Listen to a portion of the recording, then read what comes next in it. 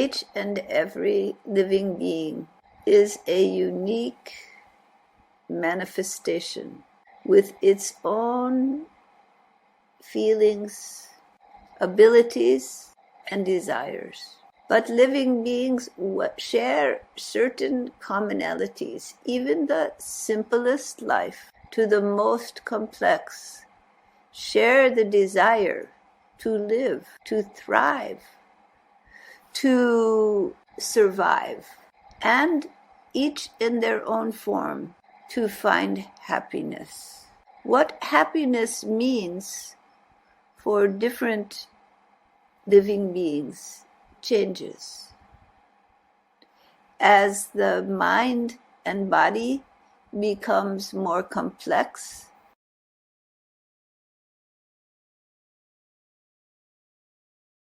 until the realization comes that happiness cannot be found in the variety of acquisitions and the fulfillment of different desires.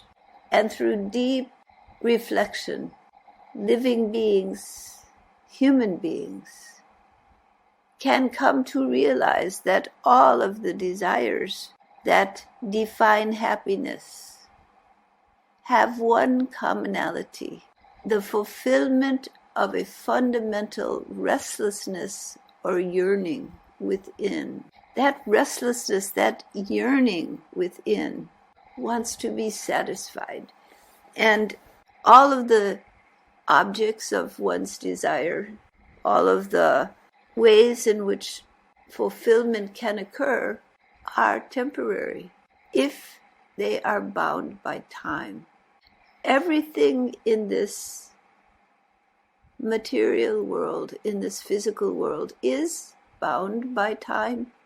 So all of the images and objects, relationships, personal achievements are all bound by time because they involve forms which are bound in time, bound by temporal existence. And there is the realization, after seeking forms and finding fulfillment time and time again, that the fulfillment is temporary.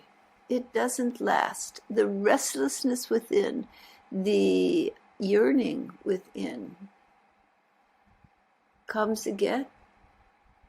Because the forms are not sufficient to fulfill this deep longing, this deep restlessness inside.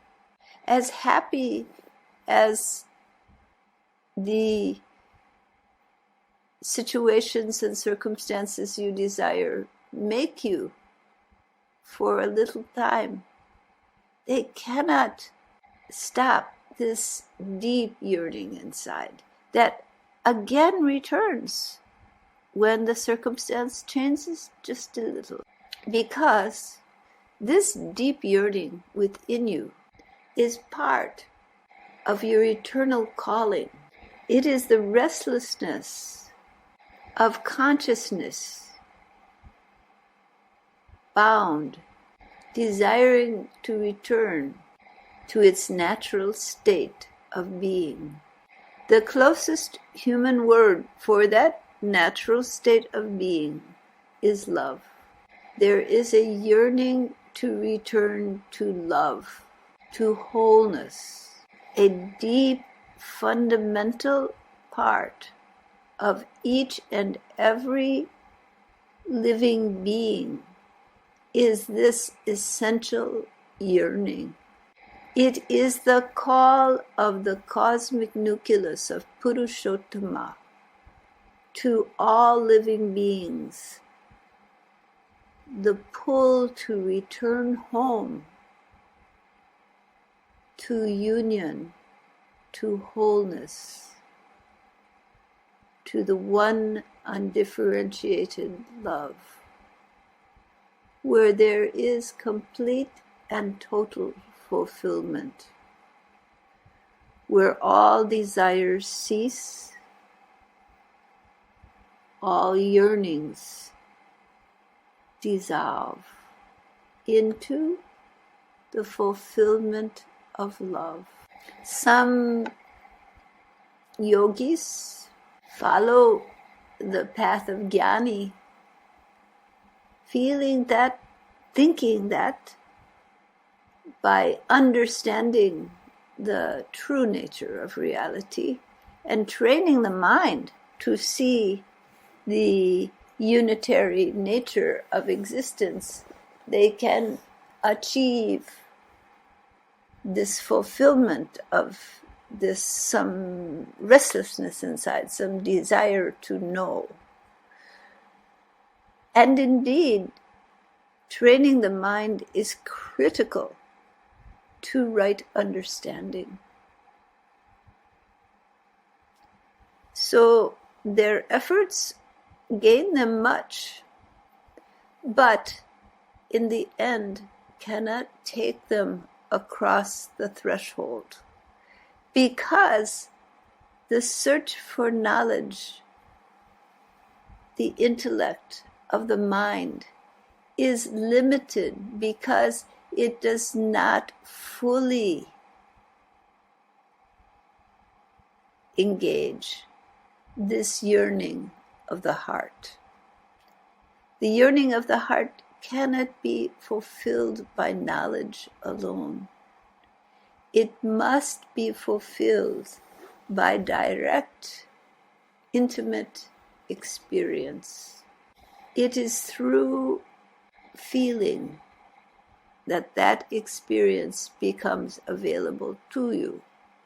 Knowledge trains the mind, but feeling opens the heart to subtle divine states, to your true relationship to the infinite. And when the passion of the heart is awakened with right knowledge in the mind, then the final stage comes, and that is surrender.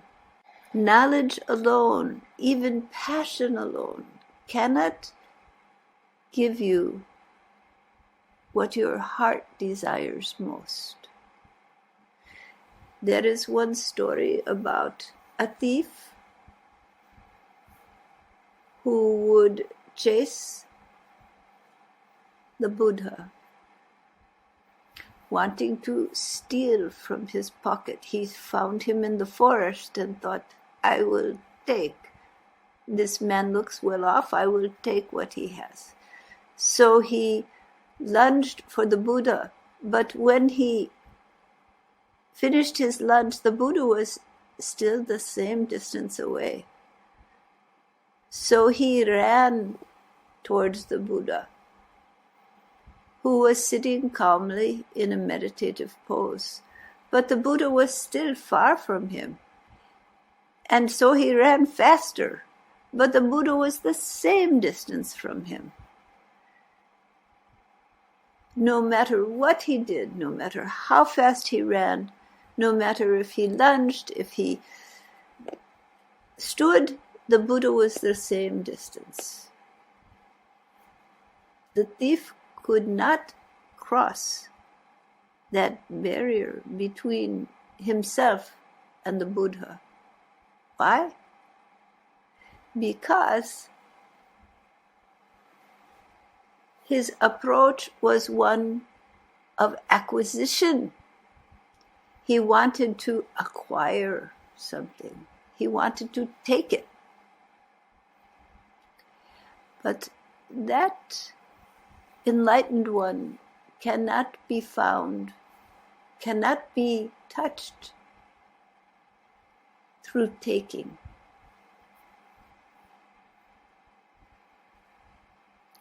Finally, the thief gave up. He realized, I cannot, no matter what I do, get any closer to this man. And yet I am so attracted to him. It isn't even his wealth. There is something about him. I am so attracted. So he sat down, unable to catch the Buddha, but having acquired a great awe of the Buddha. He sat down and he said, "You are so great. I can never steal from you. I realize I can never touch you." So rather than reverting to his habit as a thief, in awe and honor of the Buddha, he surrendered his desires to the Buddha, letting go in honor and reverence of the Great One. And to his surprise, the Buddha was suddenly just before him, close to him.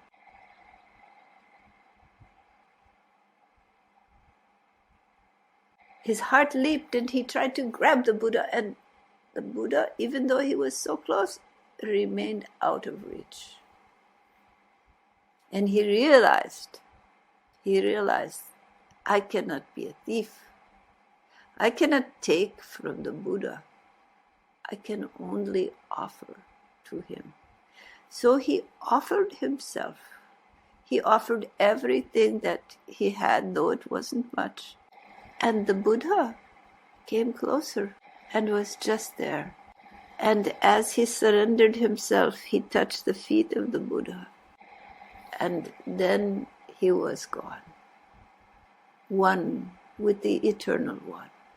So like that thief, if you want to know the infinite, to truly know the infinite, you have to go beyond your desires, your desire to take for yourself. For your little ego cannot possibly touch the Infinite One, cannot contain the unbound love. It is unbound.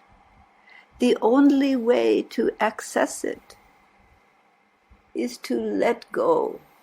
Let go of your own boundaries. Let go of your ego, your identity, everything you have held on to define and confine yourself. Let it go. Let it go. Only in surrender to the greatness of the Infinite One can you know that One. He is always distant, far away when you grab for him. But when you are willing with all your heart to surrender your desires, your fundamental need to acquire for yourself, when you can let it go and surrender to the Lord, surrender to the infinite, surrender to love, then that Infinite One fills your mind, fills your heart, and there is no you to be separate and in pain. There is only the eternal, unbound, infinite love. Do you understand? My daughter, it is only difficult because you believe it so.